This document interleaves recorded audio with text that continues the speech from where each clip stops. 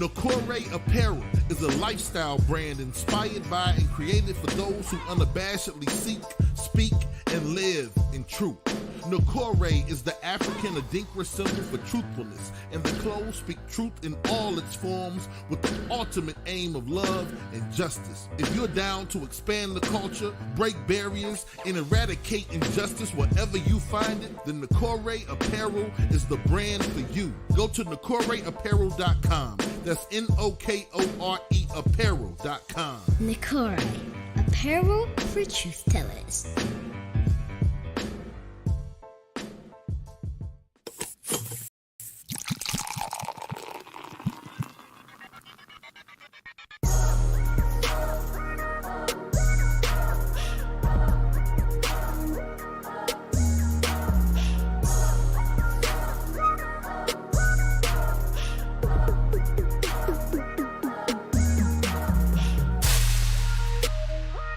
You are now tuned in to the Drunk Mind Sober Thoughts Podcast.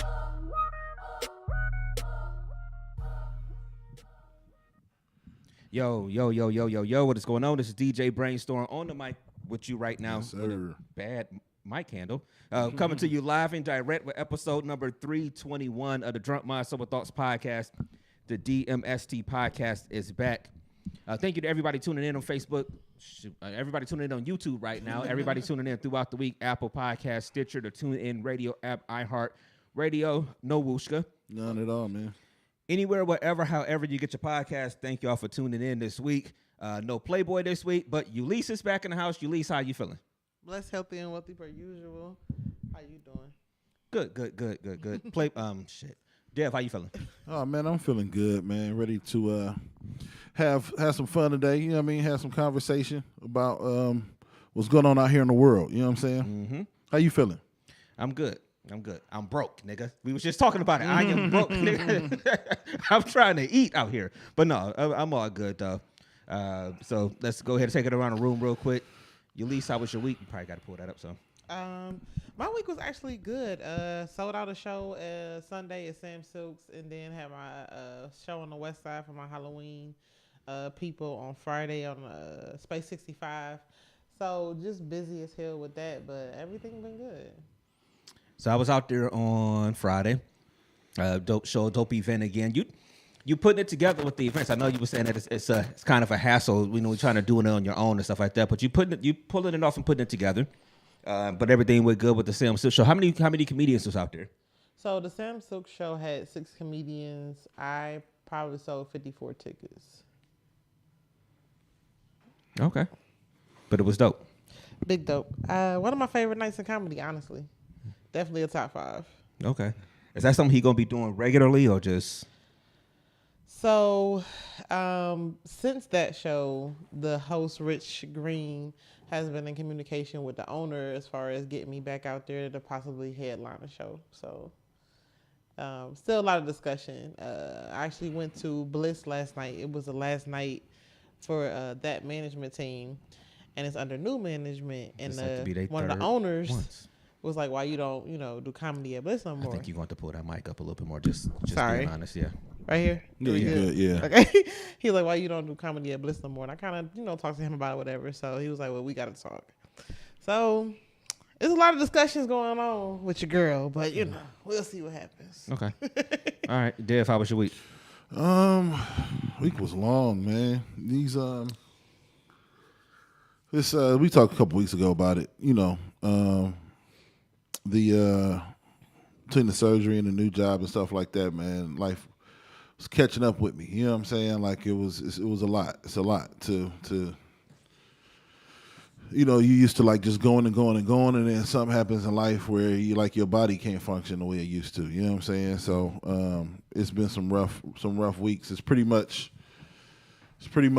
work, sleep. You know what I'm saying? That's pretty much all it is at this point. Getting through to some of these breaks, you know what I'm saying? In the same process, trying to like turn around the school culture, which is difficult. You know what I'm saying? So, you get those little wins throughout the week, like you build up the rapport with the, you like get cool with the kids and some of the families. Like the work pays off, you know what I'm saying? But the work is it's challenging, man. You want to get those jobs where you like step up and whatever, but the work is challenging. It's challenging work. So working with kids has just got to be in itself. Honestly, I mean, I know it seems like I say I come back to that all the time, but just kids in itself is just because kids try you. Yeah, they try you. I think you got to have a absolute love of that work or desire to want to affect that group of people. Yeah, because it's and you got to have you got to be clear. Being clear and concise over and over again is draining. You know what I mean? Like it's you ever had an argument with your girl or guy? You know what I mean? You know, talking to everybody, and after it, you like drained. You know what I'm saying? Like those mental gymnastics drain you. Like it drains you. You know what I'm saying? So, but anyway, I mean, other than that, I really don't be doing too much other than that. Like you did LTC this week. So, shout out to them. They back. Yeah. I'm shout out to Kat, her album getting ready to come out. I finished all that stuff up a month and a half ago, but I ain't really been too into like, her promotion process. She was kind of mad at me, but I'm like, I'm not the promoter, I'm the producer. You know what I'm saying? And so I'm just kind of falling back on music. I was working with still got to come sit down and talk about that. Yeah, I was working with a couple different people, but I'm in a dip with music right now. I'm just not really, you know what I mean? I don't know. It's just not, I don't be having no desire to like put stuff to the side to come do music. You know what I'm saying? So I'll create every now and then, but I'm just not in the mind frame to be on it. It's been a lot less times of you texting us being like, hey, I'm going to the studio, I'll be working or something like that. Yeah. And then I came up here the other day. I ain't gonna give names. I ain't like that, but was working with somebody and it just, I'm cool, and I wish them but the best. You know what I'm saying? But it just, I don't have the energy for what they want me to do. You know what I'm saying? I'm like, nah, man. Anyway, I mean, it's been cool. It's been cool. It's like when you get into that kind of routine, you developing a new routine in life, and I don't mind it. It's just a different routine. You know what I'm saying? I'm used to a little bit more lull and downtime, and like you can put that grind together. You know how sometimes you'll grind for a couple weeks, and you'll just grind out something, and then it's a finish line. Ain't no finish line. It's just good. This is just the work. I'm getting off work at 6:30, and I'm leaving the house at 6 a.m. or 6:35 pretty much every morning, and that's just gonna be it. Mm-hmm. That's just what it is. You know what I'm saying? Ain't no end. It's gonna end when the school year over. So, and when the school year over, y'all gonna probably go right into planning for the next school year. Yep. And I can't skate on that in the summer no more. You know what I'm saying? Like it's not. Oh, you mean it's not like I get to be at the crib. Oh, yeah. But I mean, when you're dealing with somebody's kids all year, shout out to teachers. Teachers need the break. Like we should be paying for them to go on vacation in the summers because they be dealing with people's kids every damn day for like 10 months, man. I also feel like teachers need to be paid more. Yeah, I mean, we talk more about that all the time, and I understand we prioritize in our country terribly. Yeah, what we want to pay, who we going to pay, because teachers, like you said, they affect other people's kids. There's no reason teachers are coming out of there. I mean, I understand we can't just give them however many. Like we can't. They all can't be six figures. I understand that. Yeah, but they are the level of importance. Like Leah kind of yelled at me the other day because kids got in a fight. I had to help break up the fight because the one dude who was trying to do it couldn't really do it. But like, dude was a little bit bigger. He like 6 feet 6'1". Like the kid. Yeah, he a bigger dude, and like he not big, but he big by the other kids' standards. Bigger than he a strong dude, and so like I had to, and I'm like, I might end up back in the hospital, but like I gotta grab him, and she like, but you just fresh off surgery. I said, listen, I understand what you're saying, but if Mackenzie was at school, and it was between that teacher's ankle and her safety, I would expect that teacher to twist their ankle to save Mackenzie. It's just what we expect out of teachers when they at school is to keep our kids safe. It's what we if they're not gonna keep my kids safe, I'm not sending them there. So if I'm tasked with that, that's the work. Like I need to make sure that parent's kid is safe when they get home. If that means I put myself in harm's way, then I put myself in harm's way. And there's so many teachers and educators across the country to do that shit with people's kids every day. Mm-hmm. And that what value is that? Like, what value do you put on somebody risking their own safety for the well-being of your kid? Like, that's think about a discretionary number. Think about them. Who knows? Them teachers that be in those situations where, the worst of the worst situations, like where, somebody comes into the school or something like that, and you hear about them teachers that they barricading the doors, and they the ones sit there, protecting the students and stuff like that. And I don't know how many people I love like that. How can you value it? I'm just But you know what's crazy? It's not even. But that's the messed up part about it's the work. It's not even the love. It's really literally the job. That's why I type on the computer all day. Yeah, man. It's literally the work, man. So I know my limitations. Yeah, it's it's cool. You choose the work. It ain't like somebody put a gun to my head. It's just taxing. It's just a change in lifestyle. You know what I'm saying? Like, work obviously comes first in any situation, but it consumes a lot of your energy consistently. But anyway, how was your week, man? Oh, it was good. It was good. Let me ask you this: would you put yourself in front of somebody, one of your comedian friends, like that you just saw it coming, like they was on stage, you saw somebody about to go up on the stage? Would you put yourself in between them two to stop the person from like getting on stage and attacking them or something? No. Yeah, I'm not. I wouldn't protect an adult. Listen, I thought you would go somewhere with it as far as like my patience. It's different. Like, kids is different, man. Kids is different, man. And I can definitely understand where he's coming from with that, because it's like, I'm sorry, I'm so far. I feel like this is just like so far away. Lift it and turn it. Yeah, because I had to stand it up straight. Yeah, and turn it. Okay. You might have to. Hold on, I'm gonna get up for a second. Hold on. Like this, is this good? We gonna get this right. We gonna get it right. We gonna shotgun turn it towards you. Lift it and then turn it towards sideways. Like this? Yeah, there you go. It will be some niggas who said from EC that said turn that bitch sideways. Yeah, like like you gun, like we ain't 19 Action News on that shit. We like put it an inch closer, one more inch closer, right there. Now open your mouth. No, you know what? Go ahead. No, but I mean, I understand, like, because when you think about occupation, you think about what you signed up for. You don't think about everything that's around that. You know what I'm saying? Those twos and fews of occurrences or situations that you may run into. Like, I can't even lie. I don't know what I would do with an active shooter. You know what I'm saying? When it comes down to patience and, just in any situation, whatever, you really just don't know how you're going to react in the situation until you present it with that situation. So, that's true. You don't really say as a teacher, let me prepare myself to break up fights today. But then today it's a fight. You just hear it. Yeah. You like, fuck, I gotta go.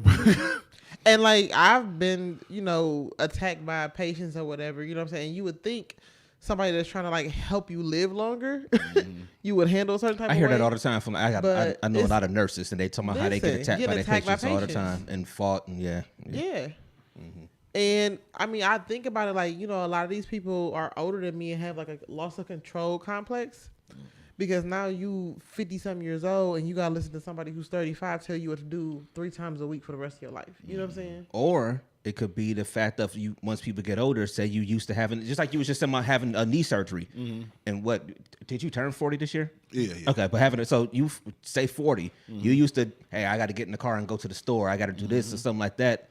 And you can't do that because of a surgery. Think about somebody who's older and they're in a hospital situation, and they're used their whole life being able to do something, but now they got to rely on you, the nurse, or you, the family member, or something like that. That got to take a toll on you mentally. Yeah. And that's why I say it's more so of a loss of control, that you can't say, hey, I want to do this, or I don't want to do this.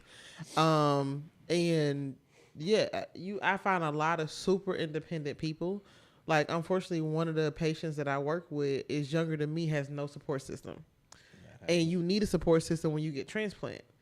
Like, emergency contact, he really like thinking like, who can I put down for an emergency contact? Like, and you don't want to bother nobody, you don't want to be a burden on nobody, but you got real life health situations that need an extra hand and can't even think of a person that give a name. You know what I'm saying? Like, that is crazy to me. Well, it's the reality for a lot of people, sadly. But yeah. All right. I know you asked about my week, but like I said, the week was cool. Nothing major of mine. Just we got to some be air fried chicken.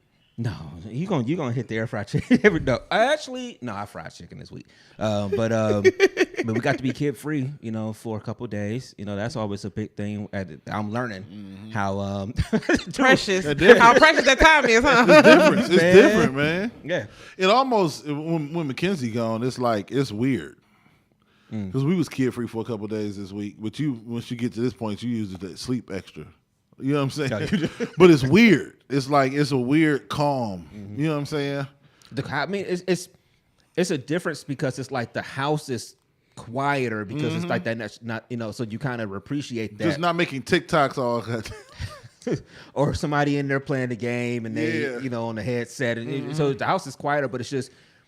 It does help. I mean, I like you said, we're fresh. Obviously we're fresh, but it's like it does give you a reset. You get to connect a little bit, and you talk a little bit more. I mean, hell, we went to your comedy thing on Friday. Y'all was so cute. I can't even lie. Like y'all, like it's almost like I know everything like has been a transition for y'all, but y'all actually looked it comfortable out. Like I feel like there wasn't nothing that y'all was like kind of like, okay, when we leave here we got da da da da. I feel like it wasn't nothing like that was going on extra outside of y'all, whatever. Y'all looked it comfortable. Yeah, we was cool. We went to get some food prior to, and we went out to eat last night and stuff. I mean, it's just like we actually came up here and recorded something. I mean, it's just it's like a reset for a weekend. Then starts back again today.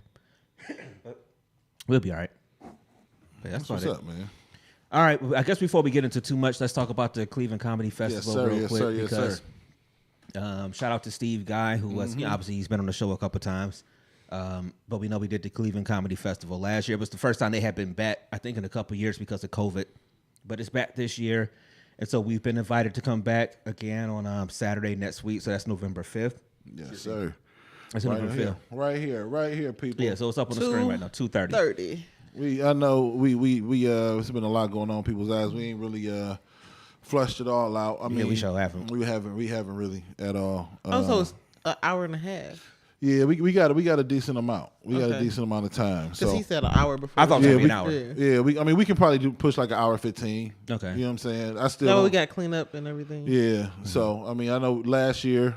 I don't know if you want to do the same thing. Yeah, we were talking about it beforehand. You said she was cool. You said before. I'm pretty sure you got 15-some minutes in you of some comedy. I mean, it's the comedy festival. You know what I'm saying? Yeah. I got something for that ass. Yeah, obviously, if DMST is doing it, then Ulysses is going, you know what I mean, show you her gift. You know what I'm saying? Mm-hmm. Which one? The comedy gift. I don't know any other gifts. All right. But yeah. I got it. It's I found some things. We'll talk off. We'll talk after. Okay. You found some things. No, not you. It's some people. Oh. Yeah. Some people we know, man. OnlyFans becoming it's just a wild concept, man. It's the Wild Wild West. I mean, it's inevitable for like a lot of people, man. Look, I told y'all we was only up here recording audio last night. Okay, yeah. I told y'all. I'm just saying but don't look at the trash folder. We might don't look at your trash folder. We've had don't multiples. Look in the trash. Put it this way: we've had multiples of guests on our show who now provide OnlyFans services, and it's growing. It seems by the week. So is DMST Boys Podcast a gateway show? Man, I mean, we're a fucking gateway drug to popping that pussy on the hands. Hey. Look, we only providing services for the people. Jesus. Hey, all we do is spread the gospel. This the last stop to Pussy Town. What if people was coming up here being like, "Fuck it, I was on DMST." Only thing left. Yeah, right. It wasn't that bad. Yeah, I mean, hey. Jesus. Can't get no lower, can it? Huh? I mean, but I don't know. Bryce was a little aggressive with his questions, so I'm a little broken in. Hey. Jesus, man, it's a wild world out here. He made me feel so comfortable on that black couch. Hey. I just like the way he adjusted my microphone. I know. Look, they're adjusting the microphone. We be joking all the time. And coach me through it. Most people be like, "Ooh, shit." Next thing you know. Hey, all right. More power to y'all. More power to y'all. Okay. But speaking of wild shit, man, let's just real quick though. Say free, y'all. It's free Saturday. It's free. So we'll either have the ticket link up. We got to contact Steve Guy tonight to either get our ticket link up on here. It's free. It's free. Or we'll probably just throw up an Eventbrite just so people can have something to click. You know what I'm saying? Either way, we'll keep track of what's going on, but it will be free. And it is free. We just want people, you know what I mean? People got to show up. Yeah, extra free because it's free. And it gives us the ability to shoot the link out to people. Like, just click it. The ticket's free. Bring your ass out. You know what I'm saying? It's free to shoot the link out. Yeah. So it's free. I'm just going to DMs on our page and shooting the link out. I know you got real people. quick. I ain't trying to cut you off. off. Go ahead. It's free. It's free. It's free. It's free. You know what I'm saying? I got a DM yesterday about something. I was like, damn, that shit is free. Yeah. Ohio State playing like who? Nebraska? That game free. Who they playing on Saturday? You ain't slick, nigga. No, I'm just saying it's free. All right. Oh man. All right. So where we starting? We want to do this. Let's. I wrote. I'm not gonna lie. I wrote a dissertation about this shit. Is it Kanye? Yeah, I'm not going. Can we flush this out? I'm not gonna dive. Let's talk about it. Let's pour it. Can we flush it out appropriately? Cause I'm obviously we're not gonna go just Kanye specific because it's been Kyrie. It's been a lot of stuff. This is opening up a lot in the world, our community too, the black community, but in the world too. But like right now, I'm like phobic and like group sensitive, confused. Mm-hmm. Like I don't know what each group is expecting out of the next group in terms of support. It's not making any sense. It's like I get the people like focused on things that affect them personally, as they should. But when in all that, they never have anything to say about the negative things that are said about us. But should they even say anything about us? And then should we even give a fuck about them? And what I'm saying is, like, okay, so like we can do the Kanye thing. It's Kyrie Irving. He posted this. Kyrie pissed me off. But this is the thing, though. This is the thing. He posted this thing. Go ahead. It's on Amazon. It's a documentary Yeah. from Hebrews to Negroes men, or something like that. to Negroes, Hebrews to Negroes. It's like about how black people are the true chosen people, whatever the case may be. Okay, people are mad at him, right? Because that work has inflammatory things in it about the Jewish community. Mm-hmm. I get it. But you, reporter, who's drilling him is completely ignoring the fact that it has positive things about black people. Mm-hmm. So, because Kanye West said that slavery was a choice years ago when he was still signed to Adidas. Mm-hmm. So clearly y'all don't give a fuck, which is understandable. I'm not even forcing you, but why should we have to give a fuck though? I give a fuck, but why should we have to give a fuck? I give a fuck because I'm a little bit more learned than the average Negro. No, I'm joking. I give a fuck. I give a fuck. I got to figure out how to put learned into the show title. I give a fuck, but should we have to though? That's my question. I understand that this stuff is inflammatory and anti-Semitic, that they're the rhetoric. But if y'all don't cancel this Kanye West for saying that slavery was a choice, anti-inflammatory stuff against anti-inflammatory, it degrades us because we don't force y'all to give a fuck. Let's take that statement: anti-slavery was a choice. If he would have sat there and said the Holocaust was a choice, I would have been over. You might as well just go work at nowhere. You can't. If you'd have said that same line. Mm-hmm. So I think that kind of comes into the part of what a lot of people have been saying about he said that, and it was like no, like you said, that there's no repercussions for it, in a sense. So you're asking, should we care? Yeah, why are they? I don't want to say they. I'm trying not to, because I do care. That's not. I'm not saying this in the sense we talked about this last week.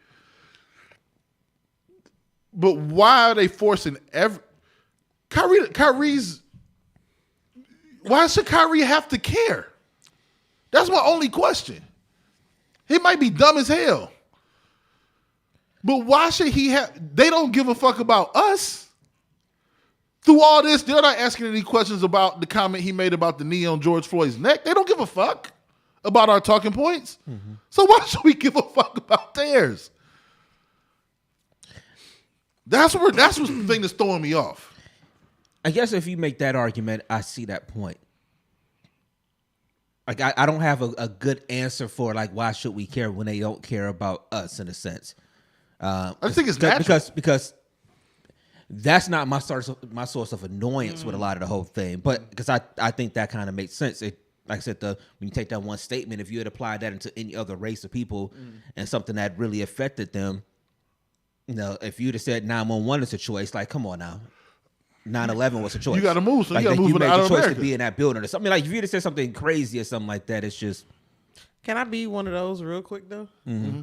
So when that statement first came out and everybody was upset about it, I kind of looked at it and I think it's like situational, honestly, because if I see you take Dev to the north, take Playboy to the north, take Titan to the north, and you come back and say, "Hey, you want to go?" and I say no, it's kind of a choice. And so I would say, and I wish it was more context around his perception of it for people to have taken that a little bit differently. It wasn't. It is what it is. Now, when we have the whole George Floyd comment, I feel like it's intentional to be like for people to be triggered by that. Because at the end of the day, that was a situation, no matter how you cut it, was wrong. You know what I'm saying? So I feel like to group everything together, what Kanye West is saying about this person, that person, or that situation, this situation, I feel like they have their own individual talking points, if you know. But I just feel like he's intentionally out here triggering people. Purposely. I do too. And at some point, like you do with kids, you got to be like, no attention, it'll die out on its own. You know what I'm saying? I feel, and I was thinking about this too, because I wrote this. The first dissertation I wrote was about that, because I couldn't process, like, why the fuck? This is the third week that this is in the cycle. It's in the news. Yeah. Usually, usually something hit the news cycle. It's over. And we talk about doing a show on Sunday and it dropping on Tuesday, but if something happened on this day, it's already going to be old on Sunday. And by the time it drop on Tuesday, it ain't even being talked about no more. This is the third week of it. You want to know why I believe, this is my personal belief as to why it's so hard to just dismiss it. It's because words matter so fucking much. Like, words could end this podcast right now. Words could end our friend. Words is why this is why we do a podcast. This niggas who's just listening to our words right now on Tuesday afternoon. Words matter so much because all they're doing is describing an action or describing a desire or whatever. That's all words are. And so when this nigga says these words, and if they're inflammatory, I've been dealing with inflamed fucking knees for 3 months. If they're inflammatory and it's constantly, my knees are constantly inflamed for 3 months, it's painful. That shit hurts. Pineapples. Pineapples are a natural anti-inflammatory. I thought you were talking about something else. Yeah, I'm about to say, I wish. I'll try. I done did everything on planet Earth. You hear me? But you ain't tried pineapples. I ain't tried. I done had some pineapples. I eat a pineapple tonight. See if I eat a whole fucking pineapple to help this shit out. But I don't know. I just think words. It's just the influence he has and the words he uses is so heavy, and there's no way for us to. We're not gonna be able to sweep this under the rug. See, my problem with things is that everybody got the right to say what they want to say. Obviously, it's freedom of speech and everything. But there are people who, based on who they are in this world, your words carry way more weight. And so that's what annoys me about somebody like, say, Kyrie, for example, because when you tweet a link to this video, your support for the video, you do it with no context. It's like the Kanye thing with the slavery was a choice, because I put up a statement this week on Facebook, and the good homie Titan, we know he had a response to it and things like that. And I'm just like, so when he says slavery was a choice, to me, it's like, so when did it become a choice? Because it wasn't a choice when they kidnapped you and brought you on the boat. It was no context. There's no context to it. Yeah, there's no. As I said, so when was it? We can provide context. Yeah. We don't know what his context was. Yeah, so it's like, what was it? 50 years in? Was it 150 years in? Was it once Harriet Tubman started? Yeah, because you're right. Like if say Harriet even I know you don't believe it. But No, I believe. let's say I believe she took niggas to like the border. She ain't bring niggas to Beechwood. That's all. but That's a long walk, man. she ain't taking them around the park mall. Yeah, you she know took him to the Underground Railroad and went back and got more. Okay. You know what I'm saying? But yeah, but That's all I'm the saying. thing is, it's like, but yeah, like you say, if I see that this person left with her and this person, she Yeah, came that back point and is this person of it, at that point, you choosing I'm either gonna stay or whatever. So I guess as a whole, But the laws, the sentiment, the rules surrounding us everything being around it, three-fifths the of whole human ain't got confines shit of to do. Yeah, everything ain't got shit to do with being meant a that choice. slavery wasn't a choice. We So- were No, and that's why I said like we were property owned by Yeah, other yeah. humans. You know what I'm Yeah. saying? Like they didn't have a. So like I said, so what And annoys then you people? there No, go ahead. was, I'm sorry, excuse me, there was black slave owners. Yeah, there was. Now, the thing is, with the black slave owners, I wasn't there, would have sure? assumed I wasn't. I don't have nothing in my soul that's stirring, that's saying you was there in another lifetime to give me that type of. It could have been another lifetime. Yeah. Yeah. But I would assume that black slave owners weren't the monsters that other cultures were. And so if I was looking at it like that way, whatever, like to be with this slave owner versus that slave owner, I would choose better. You know what I'm saying? Like, to be honest, is wild. I thought I was wild. Who I want my master to be today? first of all, I know you ain't started because you was like, I'm glad they had to buy us instead of renting us. Oh. The what? The who? Oh. The bias, which one? No, he said, Devin This nigga keeping said- receipts. I don't even remember this. he's glad that as a slave you had to buy them versus renting them. Oh yeah, that was gonna be part of my stand up. Oh wow. Yeah. Okay. Because when you rent a house, you don't even cut the grass and shit. You don't take care of your property. You know what I'm saying? Wow. When you own your house. The ideas right now, the ideas stayed at this time. The ideas of Devin alone. We just had to get the gutter thing soldered into the ground today because the city is like, you own this house, and if you don't do it by the 1st of November, we gonna fine you. You just take better care of your property. All right. The ideas expressed by Bit Dev, also known. He wanted to be on me. That shit was dead and buried. No. She brought it back up. No, he tried to get at me. I had to Uno out. All right, but Fuck yeah, that. She remember that premise. Look, if you want to just let me know, we can work the premise out. all right, no, so You know that premise fire. I don't know No, how it's it a works. joke. I'm not a No, comedian. I mean, but like for real, whatever. It's certain. That's what I said. Context is everything with people because, like you said, words matter. Words like matter. there's not a day on this earth that somebody who I don't know can come to me like, bitch, you wouldn't even believe who the fuck you talking to. Yeah. But if I told you my best friend of like umpteenth years, Yeah. you know what I'm saying, came to me and was like, bitch, girl, what happened? Yeah. It matters. The rapport, the context, all of that matters around when you trying to make your message to people palatable, to be taken the right way, be intentional, and really, really, really be productive and effective in a positive way. So it's very important like that. Like even like you said, whatever, like words matter. Like you can get canceled for nothing nowadays. Like if I just say apple pie tastes like oatmeal, you know what I'm saying? All of a sudden somebody who was born in the 50s, 60s was like, I remember I had to make oatmeal on the stove and it took me da da da da da da.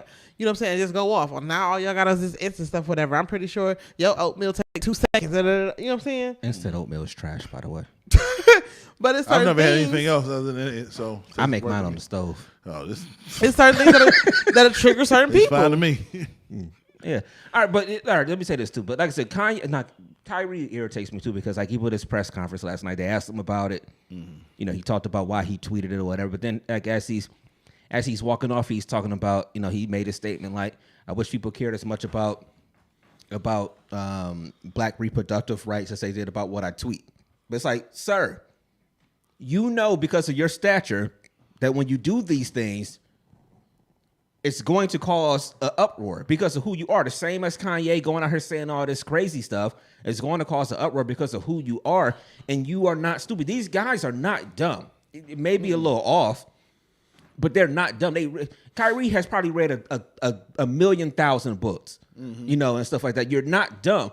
you're smart enough to know that when you say things like this or when you tweet these links that people are going to ask you about it, but they're only asking you about, of course, specific parts because that's the part that's going to get the clicks.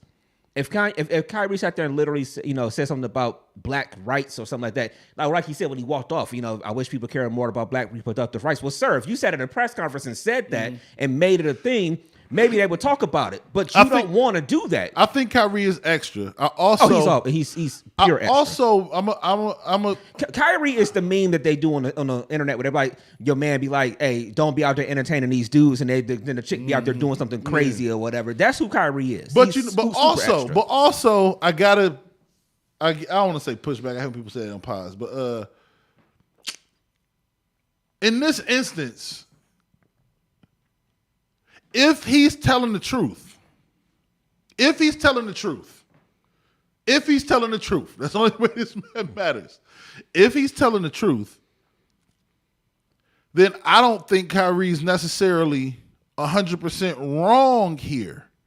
Because for one simple reason, not that what is in the documentary about other religions is right. I'm not saying that.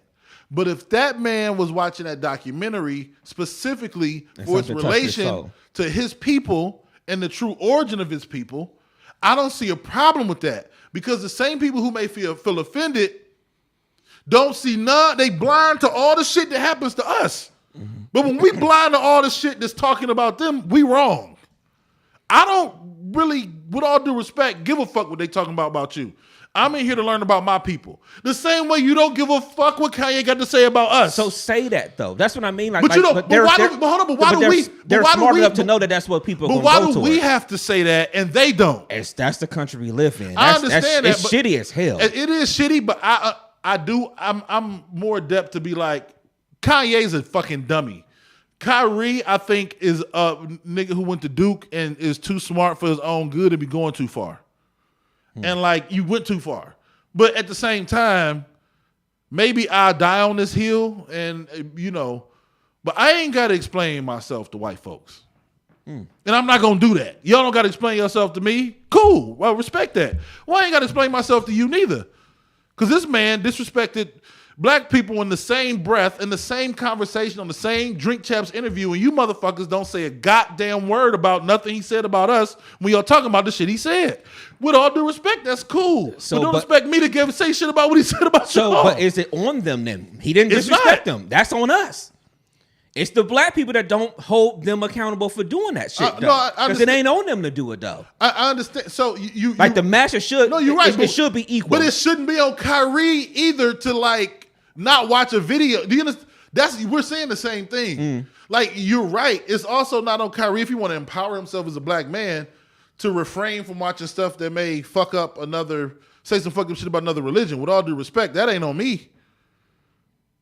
Y'all don't give a fuck about it. But like, we got to stop fronting.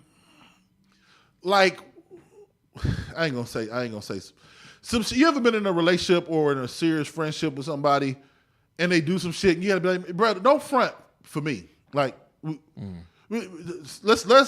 all live in America. Let's stop acting like y'all give a fuck about the black plight in America. Don't nobody give a fuck. Black people really give a fuck about it. Yeah. It was a 15-year-old girl on the west side that went missing a couple days ago. If the body got found, if a police officer was the one that killed her, black people be going crazy right now. We wouldn't be down here because the city be shut down because people be riding if the police killed her. But one of us killed her. Somebody in the community killed her. So everybody just go to McDonald's. Nobody really probably even heard about it. It's just how we are. It's literally the saying that encompasses everything. Keep that same energy. Mm-hmm. You know what I'm saying? Like, because you don't really go that hard until it becomes personal. Yeah. Mm-hmm. Fucking yes, man. So at the end of the day, like, we going through a whole World War 4 for real. 4. We didn't skip 3. I was about to say because we forgot about 3. No, we in 4. Okay. But because it hasn't arrived at your doorstep, you can continue to function in your ignorance about what's going on around you. That's like literally your neighbor's house. You know what I'm saying? Because we all know that saying, once you know better, you expect to do better. Mm-hmm. As long as we remain ignorant to certain situations and scenarios, how could we be held accountable or have to give any responsibility to a situation that we don't know nothing about? Well, I mean, it's like because I can't even tell you what Kanye said that was anti-Semitic or whatever. All I keep hearing is just like he disrespected the Jews, and I'm just like thinking to myself, well, I think the anti-Semitic comments are so much deeper because I think on a past episode you brought up like what anti-Semitic actually really is and stuff like that. And if I'll be 100% honest, it don't bother me because we don't know no Jewish people, man. I'll be 100. And who said that recently? I saw it on something, but somebody's like, we really don't know anybody that's Jewish. It was on Brilliant Idiots on last week's episode. Yeah, what Schultz was talking about. It's the truth. Schultz, we ain't grew up with no Jewish people. Yeah, Schultz knows them, but Charmaine was like, yeah, whatever. But it's just like I don't care about the anti-Semitic stuff. I really don't. Again, my part is just not that I'm not sensitive to it's not even being insensitive to it, but it don't affect us. Yeah. Whatever. It's personal, it don't matter. Yeah. I feel like everything kind of goes back to what you were saying last week, where it was just like, what I respect them for is the fact that they don't let the shit pass. Now and it kind of goes back to what you just said earlier too, where it's just like, for me, it's not on the white reporters and everybody else to sit there and look at them and be like, okay, well, you didn't say this. But it's on us. We let Kanye pass. Yeah. We let these other motherfuckers pass with all this stuff. Our community do it. And we also let the white people pass when they do it. Talk about power or whatever it is. I don't care. We let it pass. It doesn't matter to us. Yeah. And like you say, it don't matter to it hit our doorstep or what. Yep. It don't matter. You just mentioned the little girl. Bro, I didn't even hear about it. If stuff don't matter to us, it just goes way over our head. That's the part that kind of gets me. Can I get on that right quick before you go anywhere else? Real quick. It doesn't matter to us because back in the 60s and 70s, we were taught to ignore provoking. So it ain't that we don't care. It's just that we know we can't act up about what people say about us. Now, if Kanye attacked a black person, then that's a different level that we got to meet. They'll beat his ass. Yeah, I mean, we got to meet that at. You know what I'm saying? Y'all heard about what happened with Dave Chappelle getting tackled on stage. Like, it was a rap. It was a rap. Did you see, her? Because it was a dude. I mean, it was a girl. What's it was a transgender girl. Oh, okay. Yeah. Oh, yeah, what's a transgender? Yeah. So the thing is, we haven't been privileged to check motherfuckers off of words and conversations. We let that shit slide because until you put your hands on us or do something like that's going to affect us and our livelihood, we going to let conversations slide a whole lot. But it slides because we just don't ever stick together about nothing. We do this. We're not. They got us. We're not unified, fellas. I don't think him saying slavery is a choice and us not checking him is a reflection of our unification at all. I think that because we have been conditioned and literally groomed to ignore people's words, we are not easily triggered by that shit. They are. My fellow That's brother, what it is. My fellow brother, my fellow sister, they got us. Even this conversation, all the three of us is having back and forth about why we don't do shit. Mm-hmm. We didn't do shit because we can't. We don't own shit. They own this. This is where it gets tricky. So let's give a small. I'm not gonna get into it like I'm some kind of history professor, but let's give a small thing for the people listening, watching, whatever. Real quick, 30 seconds, 45 seconds of anti-Semitism. The way the Nazis broke this shit down back in the day was that Jewish people got all the power. They controlling all the banks. It's the heart of the depression. That's what they were They're saying. the ones that's holding all the power. They're preventing you from doing everything. If we get rid of all of them, we'll all be good. And they tried to literally wipe all of the Jewish people off of planet Earth. Yeah. And they used their empower everywhere rhetoric, the same shit that Kanye is saying to start the Holocaust. So that's where the anti-Semitism come from. And they got a slogan, never again. The moment they sniff a motherfucker trying to say that shit to them, they snuff motherfuckers out. And I got to give them credit for that. But this is where it gets tricky. This is where it gets tricky, my fellow brothers and sisters. I don't hate nobody. But the moment somebody say something, you kind of do got the power to snuff motherfuckers out. So are they Are they 100% wrong in their assessment? Because the people who own Adidas, well, that's a German company, but the people who own, and they are so on the other side of it because they obviously the Germans are the ones who who carried out the Holocaust are like, we don't want to associate with shit they got to do with anti-Semitism. But all of these companies that's dropping Kanye have ties to people who may or may not be in that community. And it's like, no, we shutting this shit down. So the anti-Semitism is all these people are in power and they control shit. And it's like, don't say that about us. But then when you say it about us, all the people that's in power and control shit Get you out of here. Get you out of here. So which one is it? We got to figure out which. Them niggas said you can't put your money in our bank no more. Nigga, that's power. Okay. So this is my question. Did he have any black business ties? Ain't none. That's a good question though. But it might be ain't none. But see, at the tippy top, I'm talking Balenciaga, Adidas, Gap, like these huge companies with like multi-billion-dollar factories that pump out millions of shoes a month. Yeah. So can I say this much? And I know we got to get to a couple comments. Titan in the feed, and I almost wanted to ask him to come up today. Yeah, it would have been dope. Shout out to Titan. But for us, since we don't own the things. Mm-hmm. For us, is it our dollars? I mean, is that one way we can affect things? Because it's hard. Move so much stuff. It's hard because that's just a question. Is it our dollars? You're right. It is, but it's hard because we're also a status. We're a status people. Mm-hmm. So as long as they make the thing that we ain't supposed to buy, the cool thing is gonna be hard for niggas to not buy it. Mm-hmm. That's the problem. If Yeezys is still $450 and them the shoes that you got to get to show motherfuckers you got the money, then the niggas with the money eventually is going to buy Gucci and Yeezy and all this shit that costs a lot of money because we, for some reason, are a status people. You can see very rich people of different persuasions at Cedar Point with a fucking fanny pack and a George Jefferson haircut. Niggas is going to have on Jordans and some Gucci shorts with the G belt and the Gucci. It's who we are as a people. So it'll be hard. We should hold our money, but. And also, I mean, I guess to that niggas point like too, to show niggas they got money. Yeah. Also to that point too, in the feed, Titan was like, when we have had things that we kind of created, he said when we do stick together, we get smashed. Like he said, the Panthers or Tulsa. Like the New York Central Park. Then like there are groups that when people have come to, it's like the thing that that whatchamacallit is talking about. What's his name? Chris Morrow. Moreau. The summer of '85? Yeah, the documentary thing or whatever out there in Philly. Like whenever there's a black group of people that come together that say we can or we should do these things, it does kind of get snuffed out in a sense. But this is one of the reasons why the Kyries of the world don't fuck with me as much is because nigga a lot. And there's nothing wrong with that. But we're young in our existence.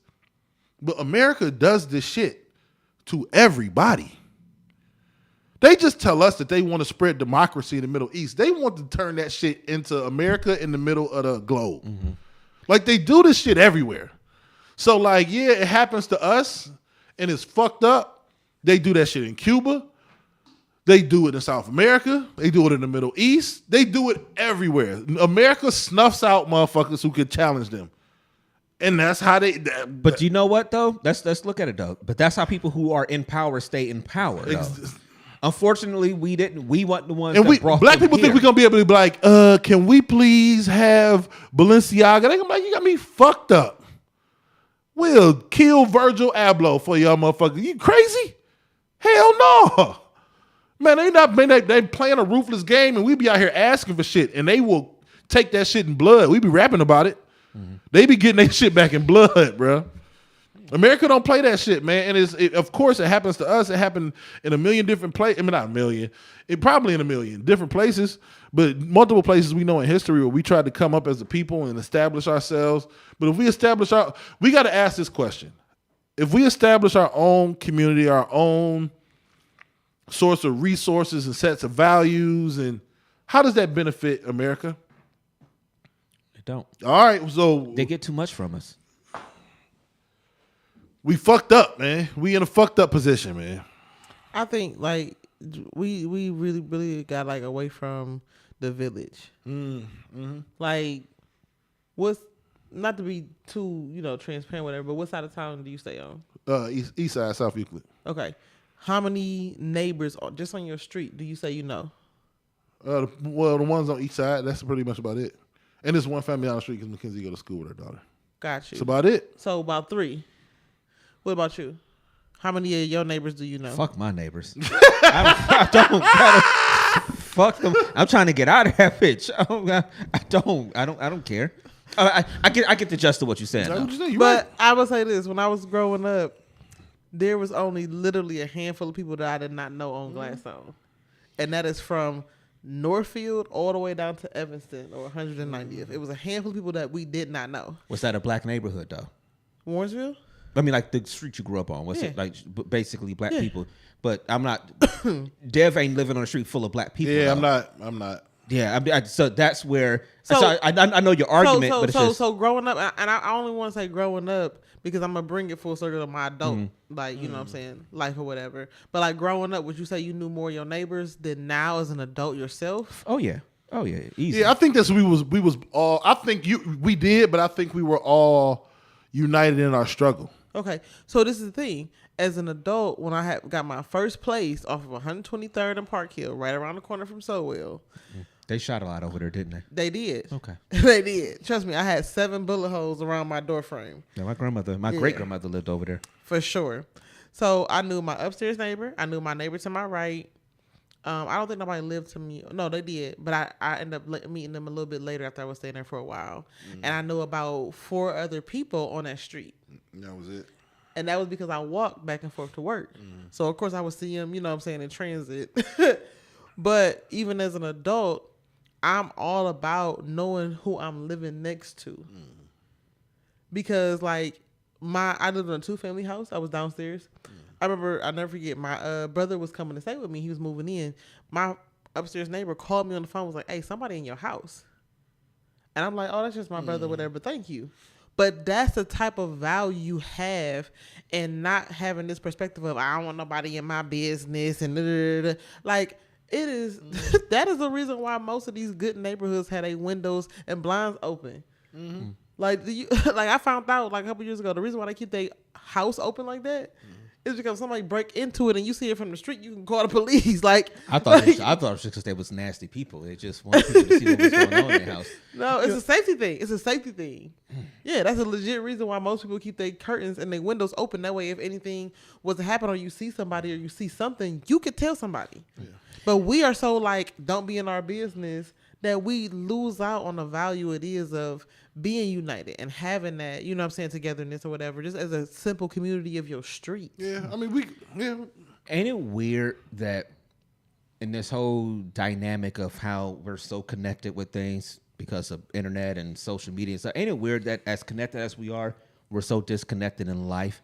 Like we don't know neighbors and we don't give a fuck, but you probably got internet friends, people that you talk to more than people that you probably see pulling out your driveway every day. I got a best friend. I got a best friend that's in London. We never physically met, but we talk a lot. You got a London bloke?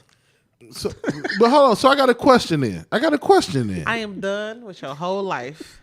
I got a question in. People shut down Kanye at different companies, right? But you got and you know, with all this rhetoric, you got hostile reporters in the post game going at Kyrie's neck about the rhetoric too. You got people going hard at Kanye West on social media and everywhere about what's going on. Why is it, whether we live next to each other or not, why do you think we don't give a fuck? Because there was no... For the reason of what you said earlier, because they didn't care when something was said that attacked us. That's why we don't give a fuck. No, why don't we? Oh, you mean? What do you mean? Why don't we? Why is not Andre Knott or Emmett Golden or Gerard Cherry or Stephen A. Smith or whoever, Malika Andrews, why are they the ones not going Richard at him? Jefferson? What? Okay. It was reporters going at Kyrie's neck, arguing with one of the top 10 players in the NBA, blatantly open during a press conference after a game, to the point. You know, let's pull up towards the end of this. Real quick. So you can this is what happened yesterday. For Alex Jones or anything. I was just there to post. And it's funny, and it's actually hilarious because out of all the things I posted that day, that was the one post that everyone chose to see. It just goes back to the way our world is and works. I'm not here to complain about it. I just exist. And to follow up on the promotion of the movie and the book. Can you please stop calling it a promotion? What am I promoting? Put it out on your platform. But I'm promoting it? Do you see me in front of the title? By putting it out there, people are going to say that you are promoting. Yeah, I put it out there just like you put things out there, right? Yeah, but it's not. You put things out there for a living, right? Right, but my stuff Great. is So not let's move on. Filled Let's with move on. anti-Semitic Let's stuff. move on. Don't dehumanize me up here. I'm not doing that. Another You're human free being. to post I can post whatever I want. So say that and shut it down and move on to the next question. But Kyrie, you have to understand that by I don't have to understand anything from you. It's not me. Nothing. By It's no posting people that what you're you making did, up, bro. Move on. But by posting Move what on. you Next did, question. Anybody Do you guys have any more questions for and me? they're going to say, you guys have any more does he have questions? Because this is going to be a clip. anti-Semitic This is going to be a clip that he's going to marvel at. Is this any more questions? But you're not answering the question. Oh, this is another answering your question. Oh my God, let's make another Instagram clip so we could be famous again. Next question. Kyrie, basketball related. And they ended it after that. What I'm saying is like, as unprofessional as it may be, my man's was not. They had an agenda. Why don't we got a fucking agenda? Why don't we have an agenda? Why do we let shit slide? Because other people, we black people right now, the ERs are getting on my nerves. Like blowing down or being Kanye lift up this black man. Kanye a dummy for the shit he's saying. But like when shit really hits the fan for us, why we don't say shit? You don't have the energy for it. Why we don't say shit? You mean I told the people that like that was unprofessional as fuck. Yeah. And I bet you every Jewish person on the planet was like, hell yeah. Yeah. Hell yeah. Like I don't understand it, man. We love to be reactionary to shit that happens.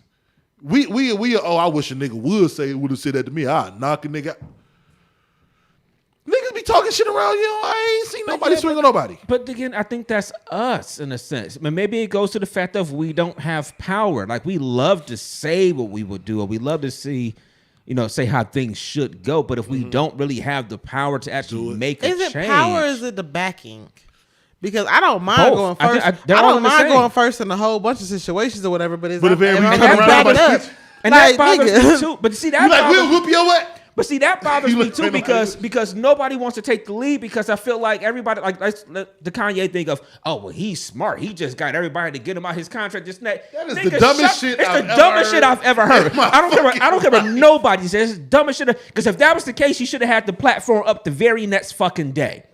Or whatever. Kanye's just doing Kanye, but it's just whoever said that don't understand business. It's on at all. social media everywhere. Well, I just think that he was trying to get out of his thing or whatever. I think that's the dumbest, the hard R's, shit man. ever. But I think it's like you said, we don't have the backings of everything else, so we don't.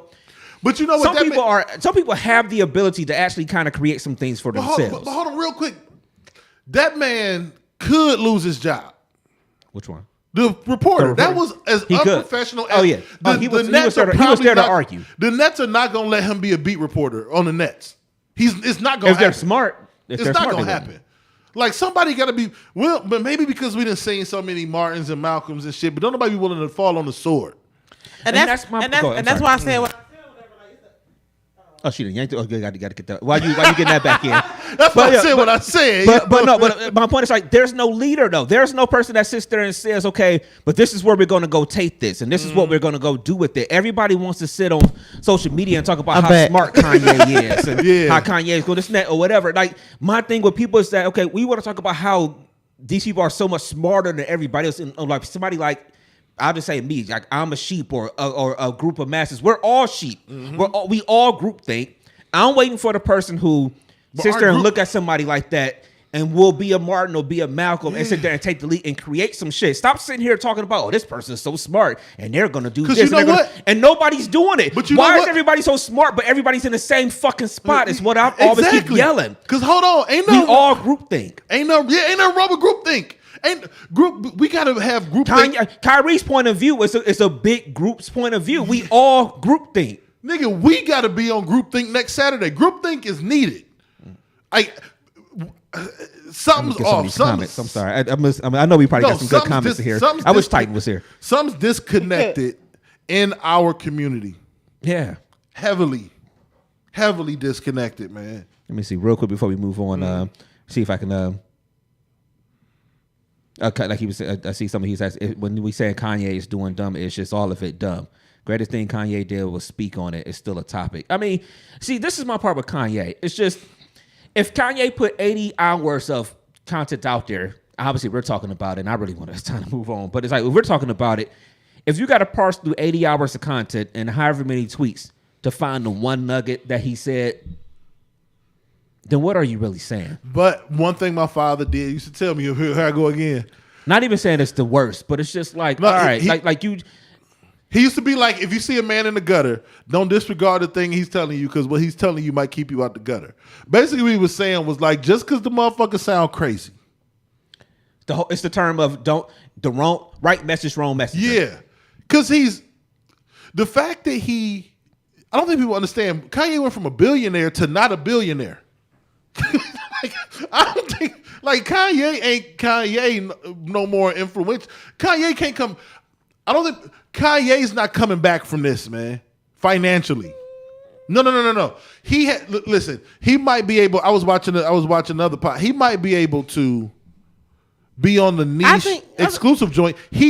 I don't think I don't fully understand. I know the average person doesn't fully understand the apparel game and these factories that make these shoes in masses. He's not going, he's done. The wall is up. He can no longer get 1 million Yeezys made in a month. It's over. He might be able to get 10,000 made at a Chinese factory and sell them for $4,000 a piece as very niche shit, but ain't nobody gonna have them motherfuckers on. Maybe a rapper gonna have them on. Don't be selling our friends short. I'm just saying. He's not gonna be able to get. It's no shot or disrespect to him. He's just not gonna be able to get in those doors no more. Mm-hmm. That part of Kanye's life is closed. I think for now, because you never know. The bounce back is I'll always be honest with you. For him speaking on certain things versus I don't think we understand what people felt when Chris Brown put his hands on Rihanna. But you right. see what I'm saying? Whatever. So I think it's just like anything else, like H&M. But y'all, this what was ain't it? anything else. Gucci or whatever. Like certain things become offensive, and then after a while they just die down. Hold on. But this ain't any. This is the Holocaust and the Jewish people. This is different. Like we let niggas get back in the building when they make racist shit at Gucci. Jewish people's the motto against the Holocaust is never again. Ain't no bouncing, but you can't say sorry. They was burning their family members in ovens. They not going back there again. And if they see you trying to steer them back there, it's over. And I'll be honest, what they were saying too, before we transition real quick, but I remember they were saying on last week's Brilliant Idiots, when Chris was talking about it, he's like along that same line of never again stuff and things like that. And it's just like, it's a weird time right now where it's like, it's just, like Chris was talking about how, again, like anything that comes remotely close, let's snuff it out because we're not going back there. But now you start seeing, like, at the Florida Georgia game yesterday, somebody anti-Semitic stuff put out there and all these other little things. It's like, it's just somebody hacked the damn board at the field and it was streaming across. Kanye West is right about the Jews. It's just it's funny. It's one of these things. It's like what I say last week. You give people a boogeyman, man, and they'll run. We are in a different space of time right now. I think life right now should be called post-Trump.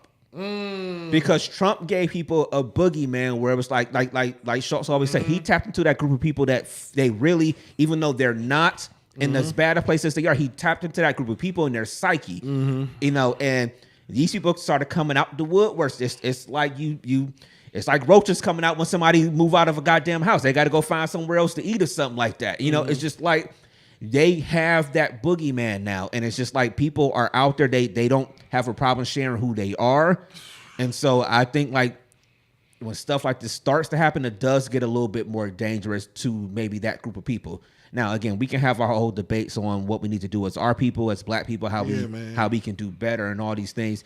And I even think some of the people that I may not agree with on every single thing. Everybody has points that need to be made. But I don't know what to tell people, but I don't know. We spent a lot of time on Kanye, more than I thought we was gonna spend today. Yeah, I knew we was gonna do a good grip on it, man. Yeah, it's just it encompasses so much. I don't think it's just a topic right now. I think it's this is making people look in the mirror all over the spectrum. Mm-hmm. Black, white, Latino, Jewish, Gentile, everybody's looking in the mirror. It's a huge self-assessment going on right now. It's a huge self-assessment in the effectiveness certain groups have in executing their mission. And it makes me step back and be like, why are we so ineffective at executing what it is our agenda is in our community? I think it starts with you modeling the way.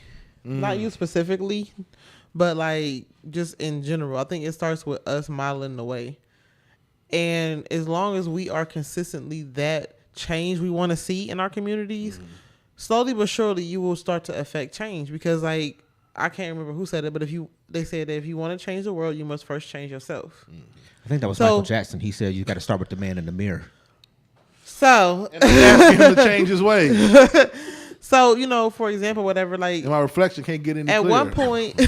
At one point, it used to irritate one of my friends when they asked me like how I'm doing. I always say blessed, healthy, and wealthy, and it was like, you just say the same thing every time. Whatever, you're not this, you're not that, you're not. I say that because I'm intentional about what I want my life to look like. It has nothing to do with you, everything to do with me, and I feel like if we was to constantly be that change you want to see as far as checking in on your neighbors, making sure they're okay, speaking to people who you pass by, who maybe don't even get acknowledged at their job or by their family, but damn, you just made their day because you said good morning. You know what I'm saying? Like, and not judging everybody because of what they dealing with or going through or whatever. Like, we quick to be like, I ain't about to give this homeless person no money because they da-da-da-da.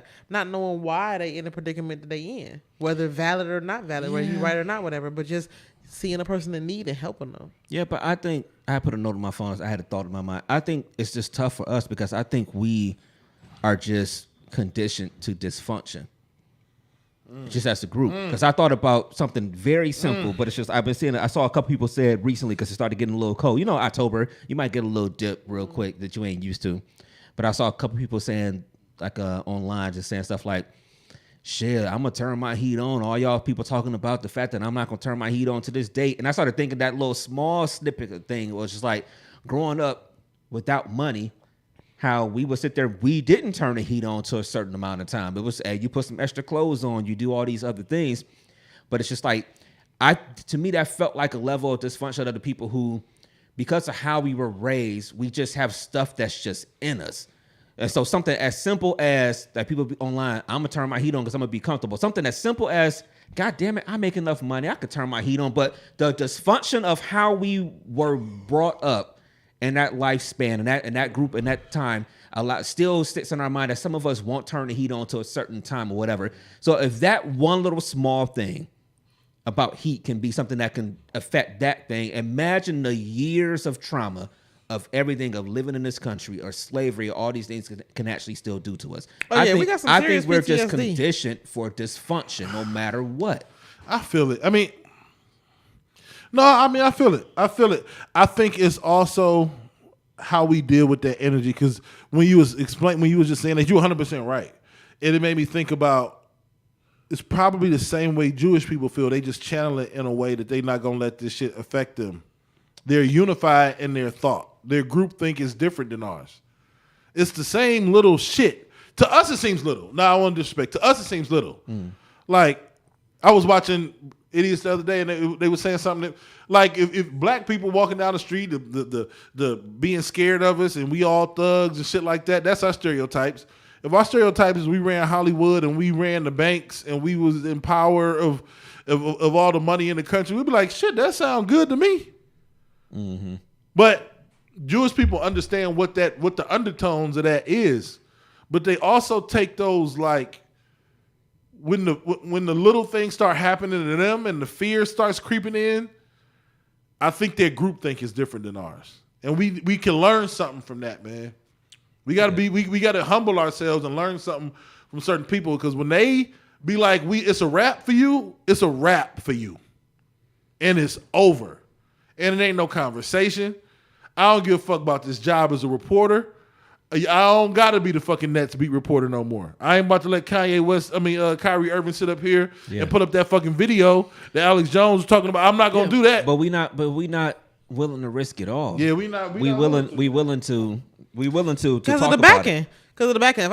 If I knew for calling this person out or doing what's right by my people, that regardless of the outcome, my people got my back, I'm pretty sure there'd be more. But I don't even know if they think like people got advocators than I just think it's people. And I said it like what was his name? The young man who shot those unarmed protesters and Rittenhouse. Kyle yes. Rittenhouse. Do you know like they started a GoFundMe for this dude? Oh, easy.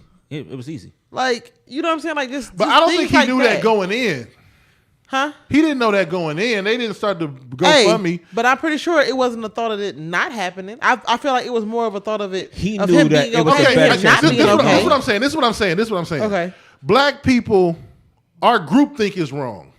Like, black people will do a GoFundMe after you die to pay for your casket. We be backing niggas in the wrong shit. Our groupthink is fucked up. Our groupthink is our collective group. It's not like we have a society as every man for themselves, because we'll pay for man funeral.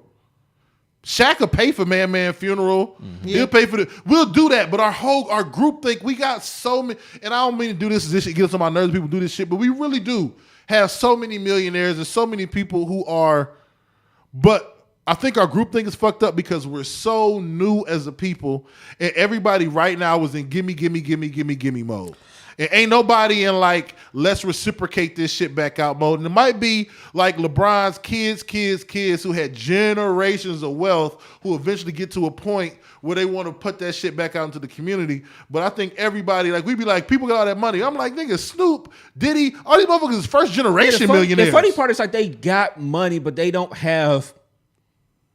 Yeah, I get what you're saying. They first generation money. It's not transformative in that sense, because the fucking Walmart family or whatever, that ain't the first generation of it. That's probably like the third generation of money of it or something like that. So I in that part, I never thought about that. I just think our groupthink is fucked up. I never thought about that. Also, I used to say this or whatever. So that like, level of giving back is different. What do you think is worse, white privilege or black entitlement? I think black lethargy, black nonchalant. Black apathy. Yes. Black apathy. Black apathy. After about a week, we'd be like, nah, I liked College Dropout, though. That was my shit. Like, that's our fucking mentality. And you know we do that shit. But Gold Digger was my cut. And next thing you know, we streaming this nigga songs again. That's, I don't know. Why do we do it? I have no fucking idea. But for us, it lasts about a week. I still ain't stopped listening to R. Kelly. I can't do it. I don't know what it is. I still watch The Cosby Show. I don't know what the fuck is wrong with us, man. I'm not even putting this on everybody else. It's us, man. I hate the way you put your head down like that. Because you know, there's something wrong with us, yo. We pick and choose. I mean, it's just Titan was saying that our group think is based on their design, and he has. Damn, that's real shit, yeah. though, Titan. Yeah. No, it is. When you give people nothing. Well, yeah, because you almost look at black people through white eyes. Like, yeah, no, you extra judgy, you very cutthroat. Like, you would literally give somebody of another culture a million chances to get something right. But black people, you got I talk one about it all the time. Nigga, go to a restaurant that opens a black-owned restaurant. You ain't never fucking going back. A nigga ain't give you your fries at McDonald's. Nigga, you still going back tomorrow. Let a nigga forget your fries at B&M. But you I mean, be honest. Let me keep it. You more adept to think this is how shit just go here, as opposed to like they having a fucked up day. We had a leadership thing yesterday at a House of Creole. I ain't been Took 45 minutes to get some fucking spinach dip. Was it crowded? No, because Corlicia went out there. They went out there in September, I think it was, and they had a good experience. It was 1:00 in the afternoon. It was 45. No, and then black people do be black people, because that nigga brought half a plate of. I ain't gonna say the establishment, but my people was charged $3 for a glass of water. I mean, but $3 for they water? got a water bill too. $3 for water. But That's you know- why it's faucet water. But you- It ain't even bottled. $3 for It some ain't water. no Crystal Geyser, that shit be called. And I know Niggas when water is really filtered. got out the bathroom though, for real though. For anybody that's watching or listening, I know when water is filtered and it's not. If they bring you that water and it got ice in it, it is unfiltered. If they bring you that Probably. water and it has nothing in it but the water, nigga, that's fucking filtered water. Pure water. Yeah. But like, dude, $3 for some fucking unfiltered faucet water? $3 for water. So where was you at? I ain't gonna say. But this the thing. You I said, might go back. I was about to say they're gonna have you back. like you said, we look at them through white eyes. I think we do, but I think part of our initial connection, like you was talking about community earlier, part of our initial connection is like you outside Superior, Euclid, you on Noble Hill, you in the hood, and you like make eye contact with all these other people in your neighborhood that's going through the same shit you're going through, and you like build this bond. It's like a trauma bond that you build. Yeah. Oh, and yeah. it's to what Titan said. We look at, they made us. I don't want to put the boogeyman out there, but really they put us in these situations. It's like when you get to college, I don't even want to go to jail. You get to college, yo, niggas end up being the people you around. Y'all all bright-eyed, bushy-tailed, fresh from your house, in a new environment. You connect with the motherfuckers closest to you, and you build the bond. The problem is, as you get older, you get out, like you said, you live in a community where it might be 10 black families out of 40 houses. Ain't there's no more trauma. There's no more like, what the fuck am I gonna do to make ends meet? And you just, it's kind of like, I got my shit over here. Yeah. Shout out to you, my nigga. You got your shit over there. Yeah. You happy for him. We made it out. But we made it out. And you give my nigga grip. You happy for him. But there's nothing in you that wants you to be like, you want to share some of this? Because it's a trauma bond you built. You're traumatized. Do you think that we immediately judge those in need? My problem with I feel like my it's- problem with those in need. Not problem. I don't have no problem with those in need. But like when I see somebody begging for money, you just grow. There's a like you said, black apathy. There's a nothingness there. Because when you had nothing, they were still begging, and like you had to worry about if niggas was gonna rob you or some shit. So like as you get older, they just unfortunately, which is fucked up, they become a light post in the community. They just become a part of the community. Like that, you don't look at them like, oh, damn. Like they've been around for so long, begging for so long, when you ain't have but 50 cents going to the corner store. There are people that you can see faces of that you know that whenever you've gone to this gas station, they've been there. And they were there when you was broke, when you was check to check, when you was in a hoopty. So it's all fucked these in. things. You never flip that switch to like, because everybody is at, and it's almost like, I know you hoop. It's like the Cavs. Like before we got Donovan Mitchell, he was in asset acquisition mode. Like we got to get as many picks and young players as possible. And I don't give a fuck. Give me my picks. Like we're not ready to like start trading our picks yet. We're not really there yet. We still black people still like the 13th seed in the East, and we still like acquiring assets. Black people still don't want to turn their heat on until December or January. We ain't ready to trade yet. We ain't ready yet. We not ready yet. And you're right. We should have more empathy for people. You know what I mean? Sympathy. I mean, for people in those situations. But I just think our experience is fucked up. Okay. Well, let's transition a bit. I know, Yulise, you might have to head out in a sec. Yeah. So you setting alarms. Div, did you have another topic that you wanted to hit? Because we only got probably about 15 minutes left anyway. I can say for 15. Okay, yeah, we only got about 15 minutes left. It was something else I saw, if I can bring it up. Thank you to Titan, man. You've been out there in that feed. Like I said, I thought about hitting them up, asking them to come back. Oh, yeah, we got to do this real quick. This 81st Street Deli thing. Let's end with this. For people who are not from Cleveland, there's a deli in the hood. On 81st in Superior, right down in that area. Yes, 81st in Superior. They went viral this week because some lady who, she has common friends of us. She's not a Shaw person. Excuse me, I don't think so. But was she on 30th? See, you're taking a shot at Playboy. He ain't even here today. But I was just asking the question. She might be. But yeah. She, I saw her story on. Oh, this is the video? Yeah, Channel 5 News. That's Is just that the picture. It's just a picture from it. Yeah. But I saw the video, like a story about it on Channel 5 News. She said that she went in there. She goes in there all the time. The owners, they're Arab. Is it Arab or Arab? In the hood, Arab. they Arabs. Arabs, okay. But I guess they Arab. Okay, so they're Arab. But they asked her to like just shoot a little video and they threw it on TikTok or whatever. For whatever reason, the video blew up. It's a chicken salad. It blew up. It went viral. Shit don't even look good, man. That's probably not the best picture, but it do got like blue cheese crumbles and stuff. But I think that's not the best picture. That can't be it. That's it. That can't be it.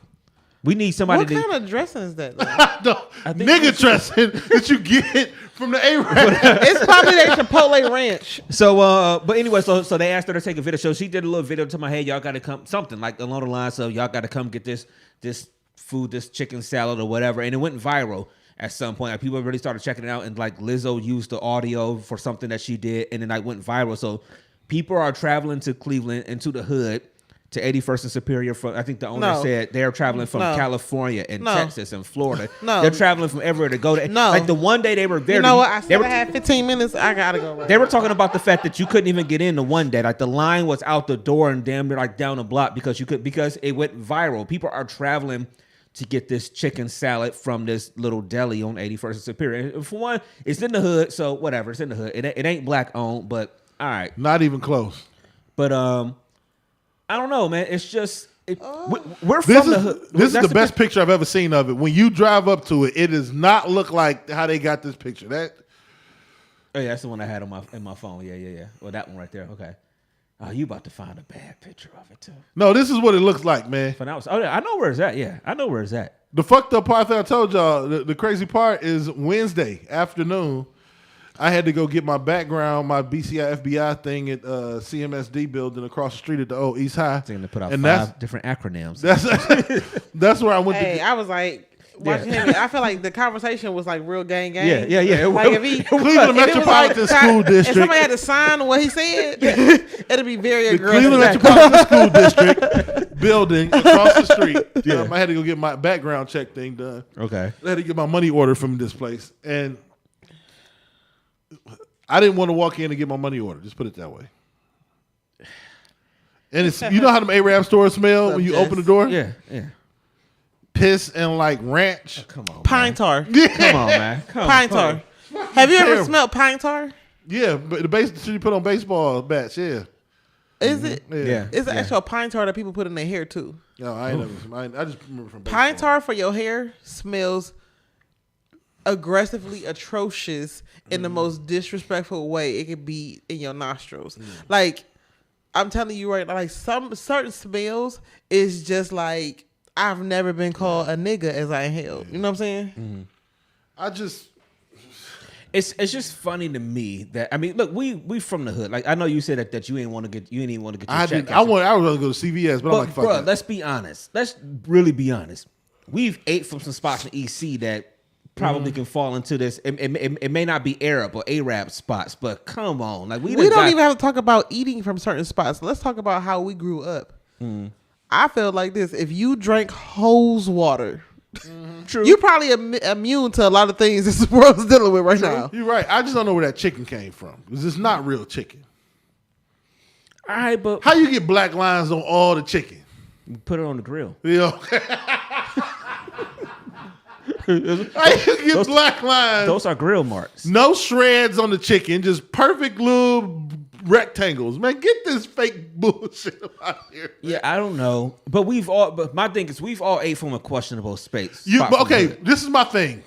Waffle houses. Yeah, Waffle houses are disgusting. Waffle houses. But hold on. Anywhere. That's what I'm saying. Name one clean one. I've never been in a clean Waffle House. You're right. No state, nowhere. Somebody was attacked the last Florida, time I went to Waffle House. Georgia, Ohio. There's one common It don't thread. matter. There's one common thread here that people are grossly missing. I expect to get greasy shit from these places. Okay. You can't tell me that's just not fucking fake chicken, iceberg lettuce. Might as well be paper. Why we shitting on iceberg lettuce? Come on, you don't go to He's a Waffle romaine House. guy. You don't go to Waffle House to get a fucking turkey wrap. No, you go there to get some fucking waffles, some greasy ass eggs. Like niggas is going to the Grapes. 81st Deli to get some salad. And you probably go there drunk half the time too. To be honest, when you You go to don't the go to Waffle East House. 81st to get salad now. It's a chicken salad though. Look at that. You get some chicken wings. If you said the chicken wings was fire, I'll be like, you probably right. Probably the best. Oh yeah. I don't understand what it is with gas station chicken But this wings ain't even a in gas station Cleveland. spot, though. I'm It's just the saying, like, no, petroleum. I'm saying, But Cleveland is known has for the gas best. station spots. Like, They rub no, some for real. gasoline on them. They rub some gas on them chicken wings. But Something. we gonna sit here. We Little can't sit here and act 87, like we little ain't gonna 87 sit- unleaded. We ain't gonna sit here and act like Cleveland's done got some good gas. I'm about to say gasoline. Like, food. come on, some bro. good You gas go- station spots. Yeah. though. You got about 5 of them in a 5-mile radius Yeah. right now. But it's gas station food, not salad, man. That's the part that's throwing me off. Is the You're right. salad? You're right. Because y'all put me on the spot right there on 55th. Oh, nigga, that food's fire. Bruh. See, look at him. Fire. Look at him. Look at him. You're like, this Between is them not. there, what up?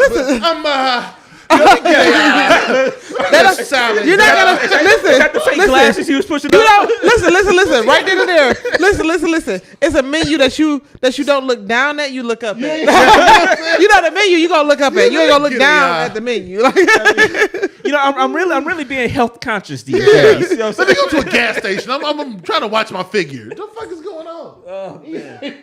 Nigga, they got Dutches. I'ma go on get the, me- They got any place got Dutches on the outside. They got a Dutch box on the outside. Royal Hayes is back. Ain't shit in there good for you. Okay. listen, I'm gonna go get me a chicken salad. I'm gonna give you a review. Okay. Hit me from Metro when you in the emergency. Fucked up. I'm going back to this picture. Any place got bars on the goddamn windows. Listen, Okay. They ain't got listen. good salad in there, man. Listen, I'm gonna go get the salad, and I promise you, if I lose a kidney, I'll be mad. Yeah, you might in that spot. It's But- cigarette ads on every yellow pole going in this motherfucker. Yeah, they do that in the hood. Listen, I'm telling you right now, you walk in, the first counter gonna have body oils, You know what I'm saying?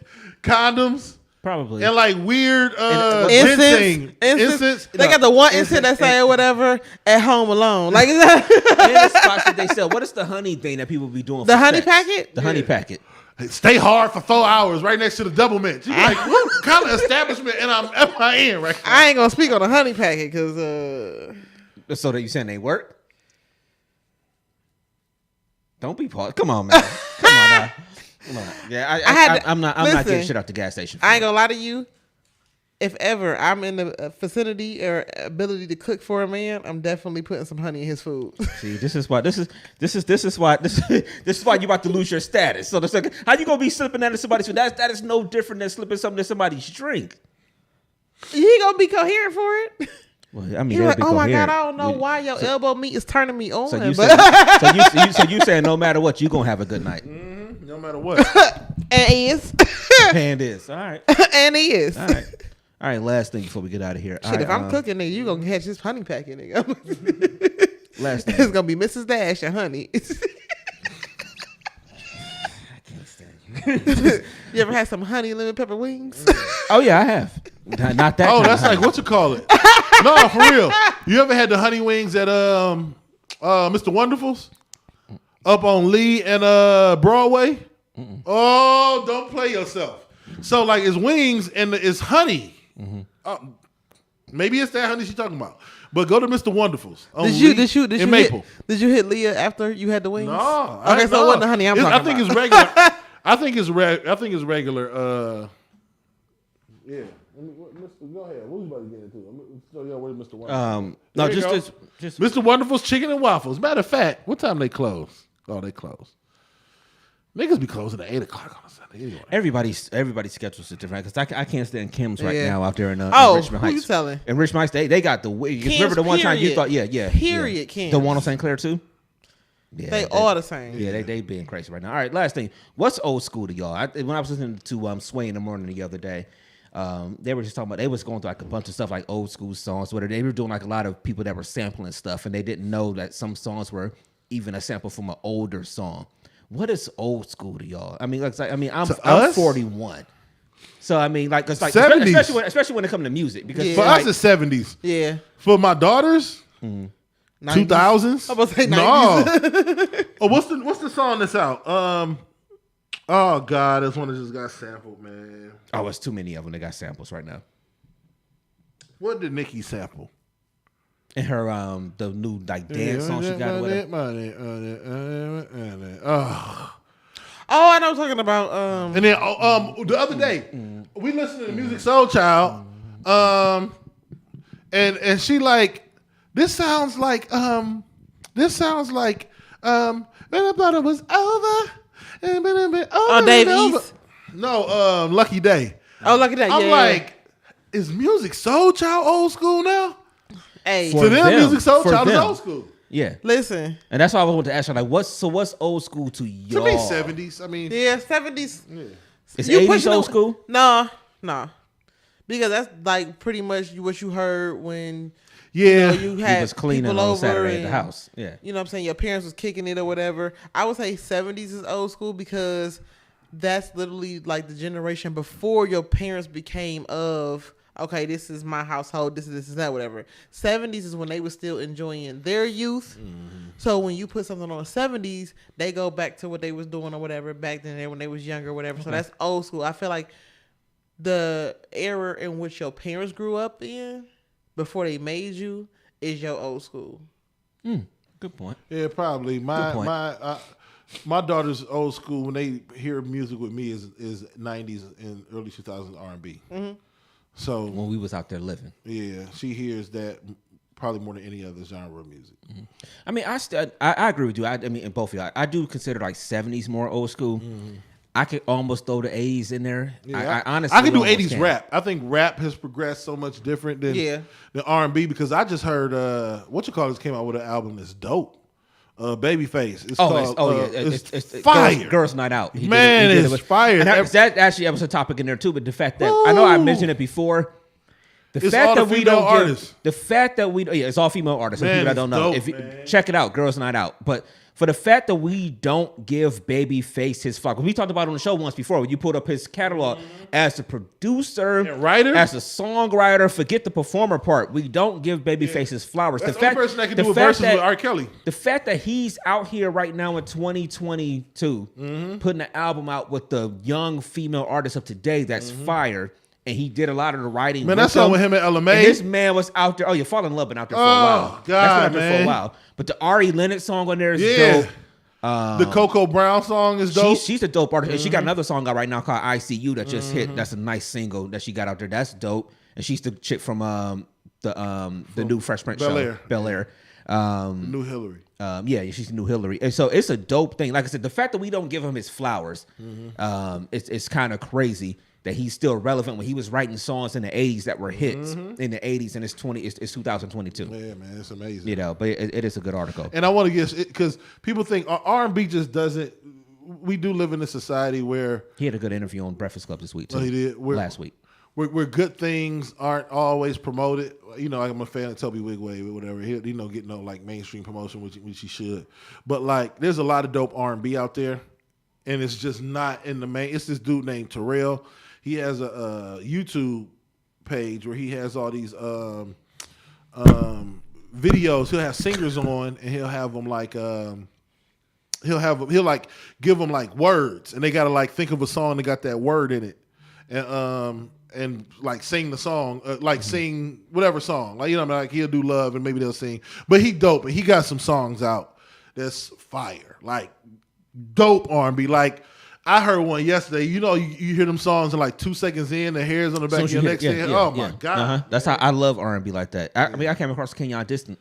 I don't know if it's Kenyon or Kenyon, but Kenyon Dixon like that. He has good music out there. Yeah, so it's R&B is out there. It is alive. It's not gonna die. It just may not be the same way as when Babyface was doing it in the '80s. But like you said, that the CD that's out now, the new album, y'all should check that out. Girls Night Out. It's a dope project. It's definitely dope. Yeah. He said his show is fire. Oh, Kenyon. He's talking about Titans. Oh yeah. It's he's dope. But and that's and one last thing with Titan. If you ever want to know somebody that's like kind of under the radar or something like that, especially R&B wise, even though he do R&B and rap, but Titan knows people. He'll put stuff up all the time like, yo, this project was fire, or or this song is fire, and he usually is like right spot on with it. So always he's a good follow for music too. So yeah, well, let's go ahead and wrap the show so we can get out of here. You at least got to go. Why you gotta say that part?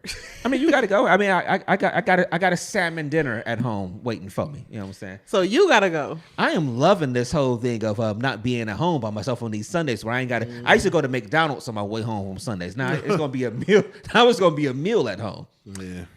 Damn, homie. In high school, you was the man. Hey, man. Hey, just wait. I'm stopping on the way home. But yeah, I'm glad. But so you at least give them all your shit. So I am Ulysses Dickerson on any social media platform. My Instagram is public, so follow me on Instagram to catch all of my shows, upcoming news, and everything like that under _ EULISEDICKERSON. Until next time, stay blessed, healthy, and wealthy. All right, Dev, give them all your shits. Man, it is Dev, man. I'm just trying to spread love in a world full of hate, man. Love y'all. If you don't love me back, it's cool. My mama do. His mama do. My pops always say, do what needs to be done, what needs to be done, whether you like it or not. It's the real Big Dev 216 everywhere, man. Oh, I forgot Playboy Everywhere. here to do the first for everywhere. Yeah, yeah. Shout out to Playboy too, man. He'll be back next week, and he'll obviously be at the show with us on Saturday too.